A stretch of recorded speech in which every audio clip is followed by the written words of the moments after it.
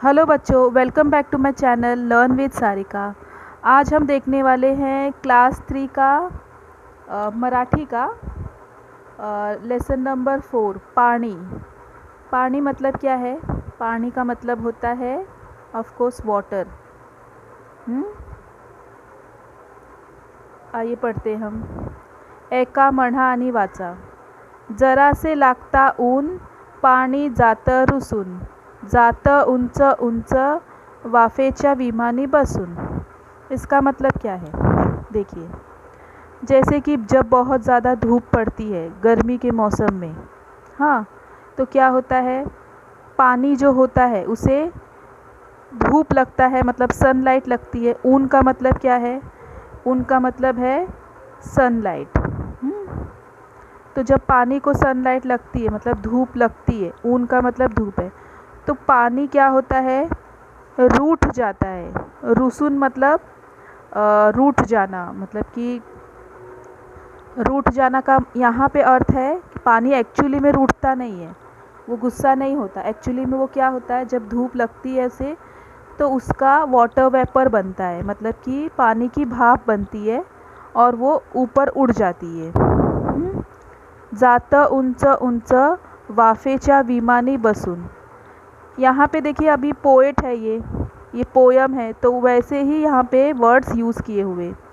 वाफ का विमान मतलब, वाफ मतलब वाटर वेपर, जो पानी की बूंदें होती है वो विमान में बैठ के, मतलब एरोप्लेन में बैठ के ऊपर जाती है। बट एक्चुअली में ऐसा नहीं होता है। एक्चुअली में इसका मतलब ये है कि जब ज़्यादा गर्मी पड़ती है, बहुत ज़्यादा धूप आती है, तो उस पानी के वो पानी क्या होता है, उस धूप के वजह से वाफ बनती है, उसकी वाफ बनती है, मतलब वाटर वेपर बनती है और वो ऊपर आसमान में उड़ जाती है। ठीक है। तिथे लागता हवागार। अब वो वाटर वेपर क्या करती है? ऊपर जाती है तो क्या बनती है? वो एक क्लाउड फॉर्म करती है, मतलब वो बादल बनती है। पहले उस भाप से क्या बन जाता है? बादल बन जाता है, क्लाउड बन जाता है। तिथे लागता हवागार, जातो राग निघून पार, पुन्हा येतं भेटायला बनून पावसाची धार। अब क्या होता है, जब वो क्लाउड ऊपर जाता है और उसको हवागार, गार का मतलब कूल, ठंडी हवा, ठंडी हवा जब लगती है तो उसका सारा गुस्सा निकल जाता है। राग मतलब गुस्सा, एंगर, उसका सारा एंगर निकल जाता है, क्योंकि वो रूठ के गया था, वो हमसे गुस्सा होकर गया था। हाँ, तो उसका सारा गुस्सा निकल जाता है। इसका मतलब वो क्लाउड में से सारा पानी नीचे बरस जाता है। कैसे? बारिश के रूप में।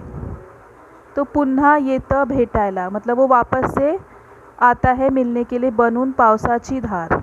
ठीक है, तो वो हमसे कैसे मिलने आता है वापस? वो पावसाची मतलब वो बारिश की बूंदें बन के फिर से वो ज़मीन पे लौट जाता है। इट मीन्स एक तरह से वाटर साइकिल होता है ना, वही इसमें बताया है, बट पोयम के इससे बताया है। पानी नितळ असतं। नितळ मतलब क्लीन। बारिश का पानी कैसा होता है? जब तक वो ऊपर से नीचे आता है तब तक वो क्लीन होता है, बट जैसे यहाँ धूल मिट्टी में मिलता है वो ख़राब हो जाता है। बट यहाँ क्या लिखा है? पाणी नितळ असतं, जसं पटकन रुजतं, छोट्या मुलांसारखं तसं पटकन हसतं। तो पानी कैसा क्लीन होता है, मतलब जैसे एक बच्चे का दिल होता है एकदम क्लीन, एकदम उसमें कुछ ये नहीं रहता है, छल कपट नहीं रहता है। वैसे ही जैसे बच्चा एक जल्दी से गुस्सा होता है, छोट्या मुलासारखा, जैसे छोटे बच्चे जल्दी से गुस्सा होते, लेकिन अगर हमने उनको मना लिया, टॉफ़ी चॉकलेट कुछ दे दिया, तो वो लोग तुरंत मान जाते और ते पटकन हंसते, मतलब वो वापस से हंसने लगते। तो यही इसमें लिखा हुआ है। अब देखिए, इसको लिखा किसने है? डॉक्टर नीलिमा गुंडी ने। मतलब ये पोयम किसने लिखी है? नीलिमा गुंडी ने। और यहाँ पर एक पिक्चर दिया हुआ है, बच्चे यहाँ पर देख रहे हैं कि कैसे यहाँ पर क्लाउड फॉर्म होता है और फिर वो सनलाइट की वजह से क्लाउड फॉर्म होता है और फिर वापस से वो बारिश के रूप में कैसे वापस धरती पर आता है। अब इसके क्वेश्चन आंसर्स हैं, क्या है देखिए। पहले मीनिंग देखिए, ज़रा से मतलब जरा से मतलब थोडे से, धार मतलब वरून पडणारा पाऊस, रुसून मतलब रागावून मतलब नाराज होऊन.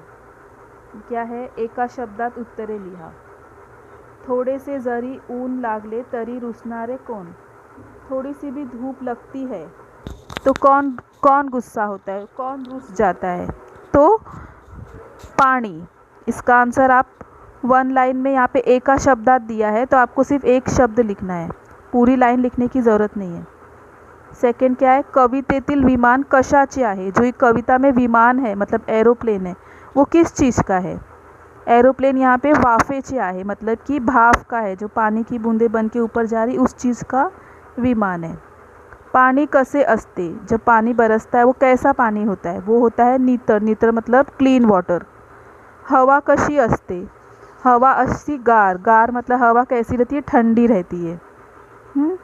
उसके बाद में क्या है, कवितेतील यमक जुळणारे शब्द शोधा. यमक का मतलब क्या होता है, यमक का मतलब होता है राइमिंग वर्ड, जैसे हम लोग इंग्लिश में लिखते सेम सेम सुनने वाला. गार पार, रुसून बसून, हस्त अस्त, धार पार, इस तरह से ये राइमिंग वर्ड है. उसके बाद क्या है, खालील वाक्य योग्य की अयोग्य ते लिहा. मतलब ये करेक्ट है या इनकरेक्ट है ये बताना है. पानी नितळ असते. अकॉर्डिंग टू पोयम पानी अच्छा क्लीन रहता है तो ये योग्य है.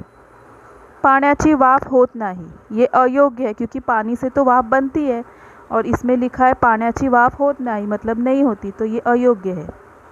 वाफेला हवा लागली की पाऊस पड़तो. सीधी सी बात है, जब भाप का बादल बन के ऊपर जाता है क्लाउड बन के और उसको हवा लगती है, वो हवा से टकराता है तो पाऊस पड़तो, तब बारिश होती है. तो ये बात अयोग्य है, सही है.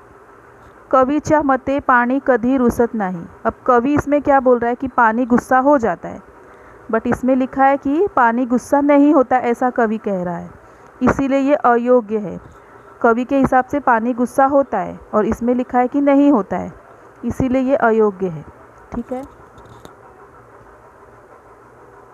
अब देखिए नेक्स्ट क्या है.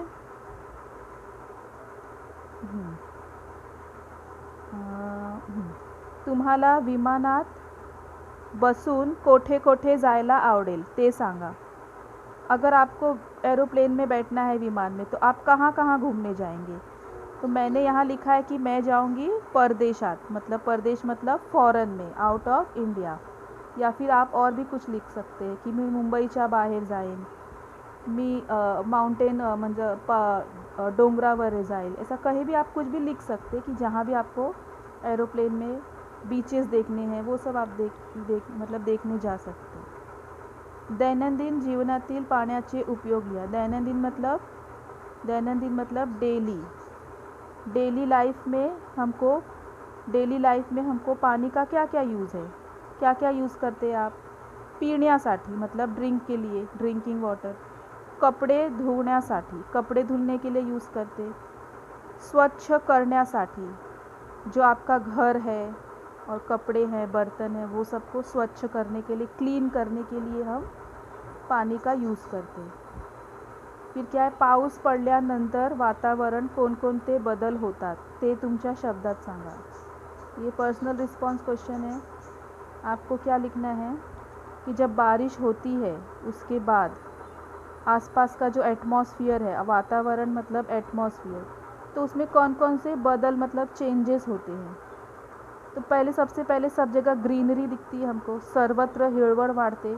हिरवळ मतलब ग्रीन पूरा हो जाता है, हरियाली दिखती है.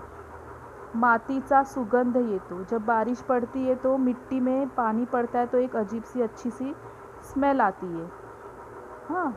और नदी तालाब भरतात. जो भी आसपास नदी तालाब होते वो भर जाते. पशु पक्षी आनंदित होते. ये सब भी आप लिख सकते.